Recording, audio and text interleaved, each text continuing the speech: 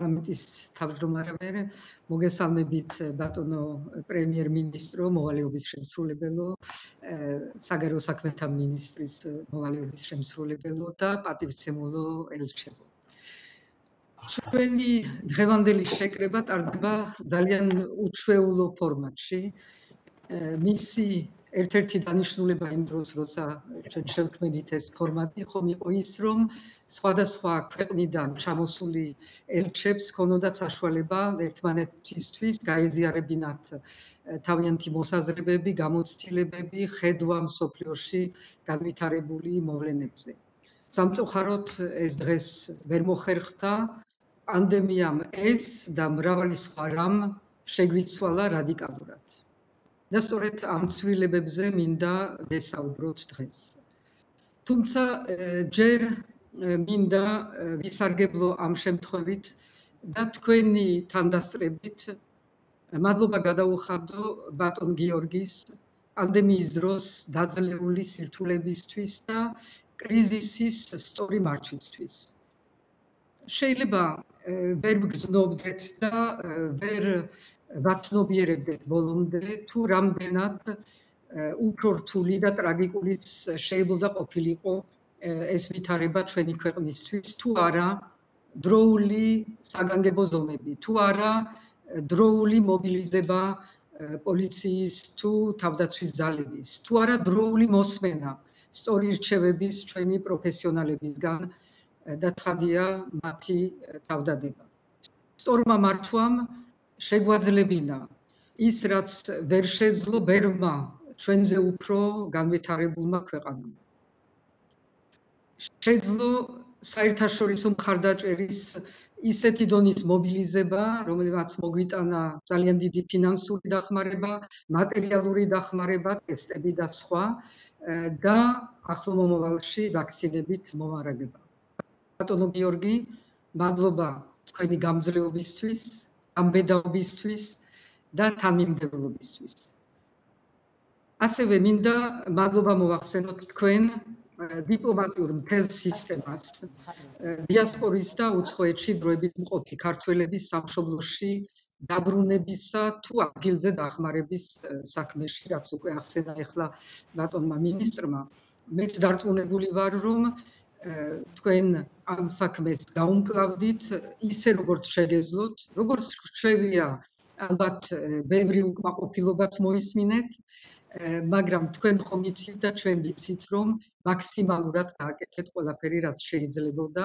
მინდა ამავე დროს გთხოვოთ, რომ გადასცეთ ჩვენი მადლიერება დიასპორის წარმომადგენლებს, სათვისტომოებს, რომელიც ასევე იყვნენ თქვენთან ერთად ჩართული ამ ძალიან მძიმე საქმიანობაში.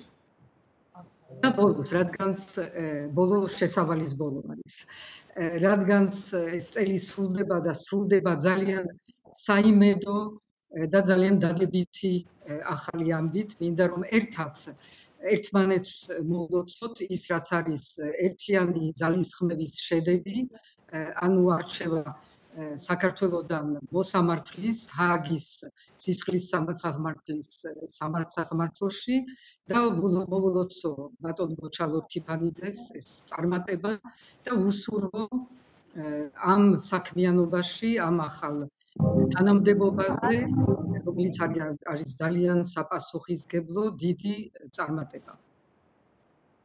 დაუბრუნდეთ პანდემიას მსოფლიო მასშტაბით. პანდემიამ ისეთი ადამიანური ტრაგედია გამოიწვია, რისი გამოწვევაც მხოლოდ მსოფლიო ომს თუ შეეძლო. გამოავლინა დღევანდელ მსოფლიოს ყველა სისუსტე და ნაკლოვანები. ეკონომიკის მთელი რიგი დარგები ჩამოშალა. შრომის წესები შეცვალა და ალბათ დიდი ხნით შეცვალა. შეცვალა ასევე ადამიანთა შორის და საერთაშორისო ურთიერთობები.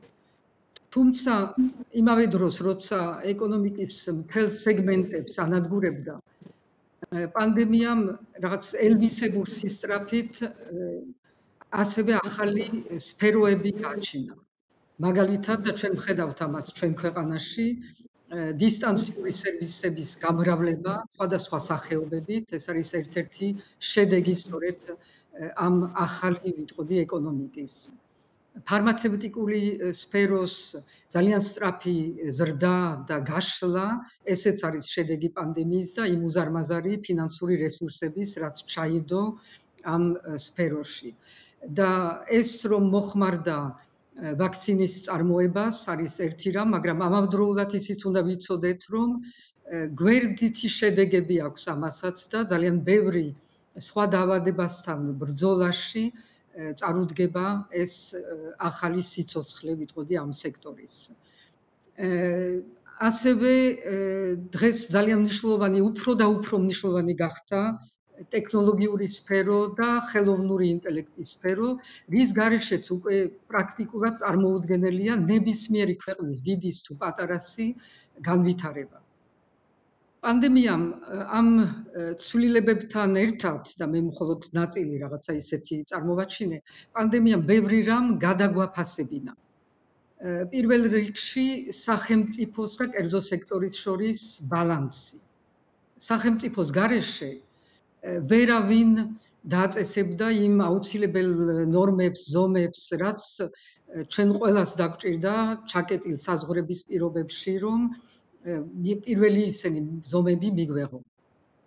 მხოლოდ სახელმწიფოს თუ შეეძლო მობილიზება იმ სახელმწიფო უწყებების, ეს იქნება ჯანდაცვა თუ კიდევ ერთხელ შინაგან საქმეთა ძალები და ასე შემდეგ, მხოლოდ სახელმწიფოს ხელში იყო ეს ყველაფერი და მხოლოდ სახელმწიფოს შეეძლო, რომ ეს გადაენაწილებინა თანაბრად მთელ მოსახლეობაზე. ამავე დროს კერძო სექტორის გარეშე ვერაფერი ვერ მოხდებოდა. კერძო სექტორმა შეძლო და სწორედ ვაქცინის წარმოება ასეთი სწრაფ ტემპებში შეძლო და დღეს ხვალ ჩვენ გვექნება ეს ვაქცინები. ასევე კერძო სექტორმა შეძლო ახალი ეკონომიკური ინდუსტრიების სწრაფი წარმოქმნა. ანუ ეს ბალანსი არის დასადგენი და არის დასადგენი ყველა ქვეყნის მიერ თავისთვის. უნდა მოვნახოთ რომელი არის ჩვენთვის და ხვალინდელი დღისთვის სწორი. ასევე შეიცვალა ბალანსი ცენტრისა და რეგიონთა შორის. რაღაცა ფორმით მეგალოპოლისებმა დაკარგეს თავიანთი მთავარი მიმზიდველობა, როგორც გართობის ცენტრი, როგორც მრავალ ადამიანების შეკრების ცენტრი. რეალურად დღეს ვხედავთ უფრო საფრთხეებს, ეპიდემიის საფრთხეებს, მარტივი გადაცემის საფრთხეები და უფრო გართულ და გადაადგილება. ამავე დროს ბუნებამ, ეკოლოგიამ, სოფელმა შეიძინა ახალი დანიშნულება და ახალი მიმზიდველობა. ესეც იქნება ხვალინდელი დღის ნამდვილად ახალი ბალანსი. პანდემიამ ასევე სრულად შეცვალა ადამიანური ურთიერთობები. შიში, აგრესია, იზოლაცია, დეპრესიული ფონი, ეს ყველაფერი თან ახლავს პანდემიას. ჩვენ ქვეყანას ძალიან ძლიერი დარტყმა მიიღო იმ მხრივ, რომ პირდაპირ შეებრძოლა პანდემია ჩვენ ერთ-ერთ ღირებულებას, რომელიც არის სტუმართმაწმინძლეობა. მაგრამ ამასაც გადავლახავთ. სამაგიეროდ გვაჩვენა, რომ ზოგი სხვა ჩვენი ღირებულებები, არა მხოლოდ ჩვენი საკაცობრიო პრინციპები არის ძალიან საჭირო პანდემიასთან ბრძოლაში. ეს არის სოლიდარობა, ამოვაჩინეთ, რომ სოლიდარობის გარეშე საზოგადოებაში და ქვეყანთა შორის არ შეიძლება გადარჩენა. აღმოვაჩინეთ ასევე თანასწორობა და რომ ეს პრინციპი ვრცელდება ყველაფერზე.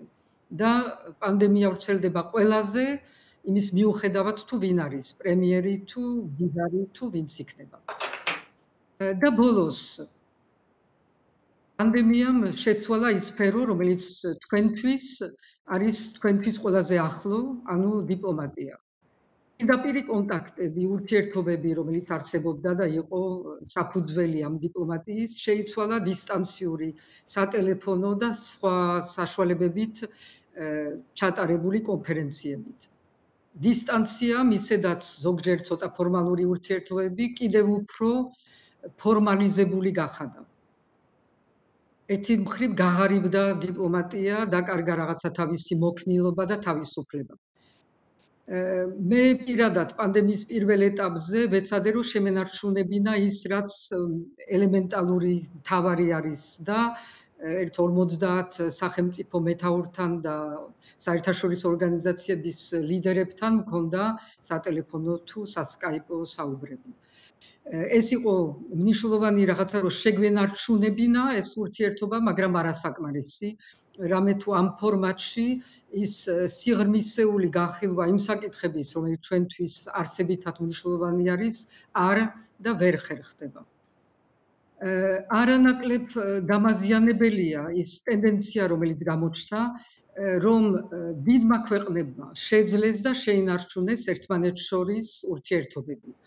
უფრო ვიწრო, ორმხრივ თუ პატარა ჯგუფად შეკრებილნი ფორმატებში და ამითი გააგრძელეს მთავარ საკითხებზე, გლობალურ საკითხებზე თუ ურთიერთსაკითხებზე, გააგრძელეს საუბარი და ამ საკითხების განხილვა. და უნდა ითქვას, რომ პატარა ქვეყნები და საშუალო ქვეყნები ამ პროცესში არ მონაწილეობენ და ამიტომ ცოტა არ იყოს თამაშგარეშე აღმოჩნდნენ.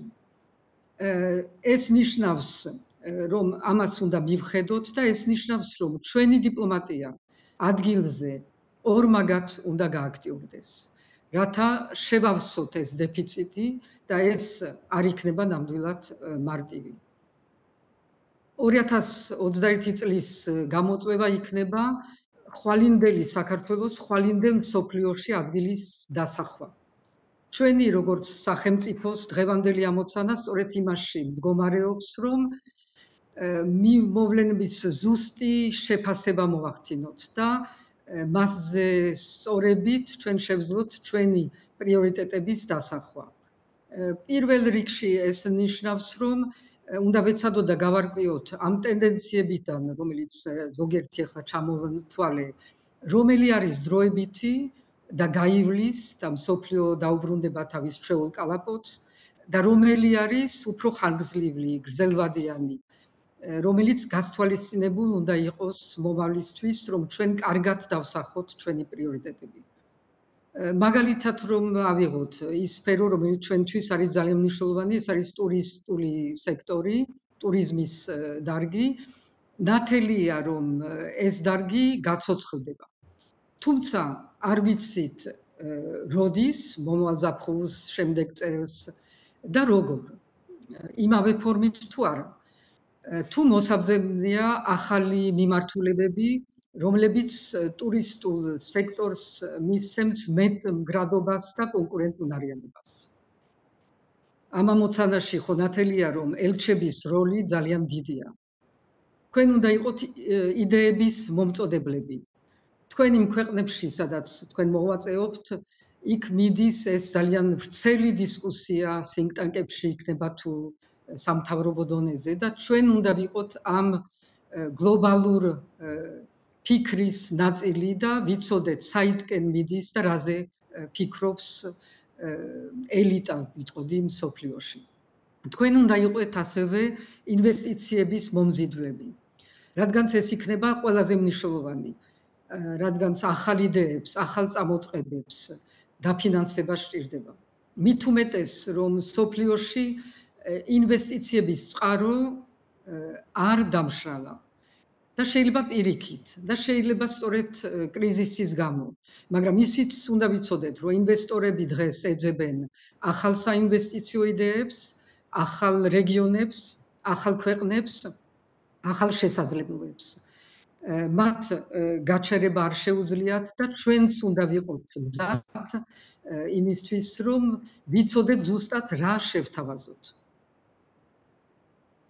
პანდემიამ ბევრი რამე შეცვალა, თუმცა არ შეუცვლია ის მთავარი გამოწვევები, რაც არის საქართველოს გამოწვევები და არ შეიძლება რომ დაგვავიწყოს ეს გამოწვევები. პანდემია ამავე დროს გვიბიძგებს იმისკენ, რომ აქაც ჩვენ ვეძებოთ ახლებურად დიაზროვნოთ, ახალი გზები მოვნახოთ, ახალი გამოსავალი ვპოვოთ ყველა ჩიხიდან. ოკუპირებული ტერიტორიები, სადაც სიტუაცია არ იძვრის, თუ არა უარესობისკენ. პანდემიამ დაამძიმა ისედაც ძალიან მძიმე ადამიანური ვითარება. ჩვენი მოსახლეობა, ქართველები არიან თუ აფხაზები, ვერ სარგებლობენ ელემენტალური ადამიანის უფლებებით. იდენტობა, მათი ენა, თვითმყოფადობა დაუცველია. ზეწოლა ხორციელდება ყველა მიმართულებით, კერძოდ მიწების ოკუპანტზე, გადაფორმების მცდელობით, ან კიდევ სახელმწიფო საზღვრის გადაწევით, მაგალითად სოფელ აიბრასთან. ეს ნიშნავს, რომ არ ყოფნის მხოლოდ ფორმალური შეხვედრები ჟენევაში, რომელსაც სისტემატურად შლიან, როგორც კი სერიოზული საკითხი წამოიჭრება. ჩვენ პარტნიორებთან ერთად უნდა მოვმზადოთ განახლებული გზებიც და ჩვენ ტერიტორიებზე მაცხოვრებლებთან უფრო მჭიდრო კავშირებიც. უნდა იგრძნონ მათ ჩვენგან ზრუნვა, ტუხილი და თანადგომა. მივესალმები ამ დროს ევროკავშირის სადამკვირვებლო მისიის მანდატის განახლებას. ის ძალიან მნიშვნელოვანი დროა, რომ აქტიურად ვიმუშაოთ მისი არეალის გაფართოებისკენ, რაც ინციდენტების პრევენციის ყველაზე ნაღდი და ეფექტური ინსტრუმენტია. მეორე გამოწვევა ასეთი ამ წლის იყო კონფლიქტი ჩვენ რეგიონში. ძალიან დიდი გამოწვევა. კიდევ ერთხელ მინდა მივესალმო იმას, რასაც ადრეც მივესალმე, ანუ მშვიდობის აღდგენას, რაც ჩვენთვის და არა მხოლოდ ჩვენი მეზობლებისთვის, ყველა სამივესთვის სასიცოცხლოდ მნიშვნელოვანია. მთლიანი რეგიონის კეთილდღეობა და განვითარება ამაზე არის დამოკიდებული მშვიდობაზე და სტაბილურობაზე. ამავე დროს ჩვენ ვიცით, რომ ყველანი ჩართულები იყვნენ ამ მიზანის მიღწევაში. ყველა ფასილიტატორები, ყველა ჩვენს გარდა. და ეს ძალიან სამწუხაროა. სწორედ ყველას ერთად თავმოყრის შესაძლებლობა იყო საუკუნეების მანძილზე საქართველოს ისტორიული როლი კავკასიაში და არის. სწორედ ამიტომ მე ღრმად ვარ დარწმუნებული, რომ საქართველოს კავკასიური პლატფორმის ინიციატივის მიმართ ვერ იქნება ვერც პასიური და ვერც მეორე ხარისხოვანი. ვიმედოვნებ, რომ 2021 წელი იქნება ამ კუთხით ჩვენი გაცოცხლების წელი. მესამე გამოწვევა კი ჩვენს ევროატლანტიკურ გზას უკავშირდება. რამე თუ დრო მოსულია, რომ სიტყვებს საქმეც მოყვეს, ახალი ეტაპი იწყება აღმოსავლური პარტნიორობის მიმართულებით და ამავე დროს საქართველოს უნდა დაიმკვიდროს თავისი კუთვნილი და უნიკალური ადგილი ასოცირების ფარგლებში. ჩვენივე მოწოდებებით და მოთხოვნებით. ნატოს თავისთავად ახალი არეალი ეხსნება, სადაც საქართველოს ბუნებრივად უჭირავს აქაც უნიკალური ადგილი, ანუ შავი ზღვა. ამ ყველა გამოწვევასთან გამკლავება კი მოითხოვს ერთიან, კონსოლიდირებულ ქვეყანას და საზოგადოებას. სამწუხაროდ, შარშანდელივით პოლარიზაცია წელსაც ვერ გადავლახეთ. ამ წლის დასაწყისში ქვეყანა პრაქტიკულად ჩიხში შევიდა. ამ ჩიხიდან გამოსვლისთვის და ვითარების განმუხტვისთვის მივიღე მე პირადად ჩემთვის უმძიმესი გადაწყვეტილება. ყველასი ძალისხმევით შედეგად და მინდა ელჩ ფასილიტატორებს მადლობა გადაუხადო, მოგვეცა შემდეგ წინსვლის საშუალება. მიღებული იქნა საკონსტიტუციო ცვლილებები, შემდგომ კი საარჩევნო კოდექსი. არჩევნები ჩატარდა და შეფასებული იქნა საერთაშორისო თანამეგობრობის მიერ, როგორც სამართლიანი და კონკურენტიანი.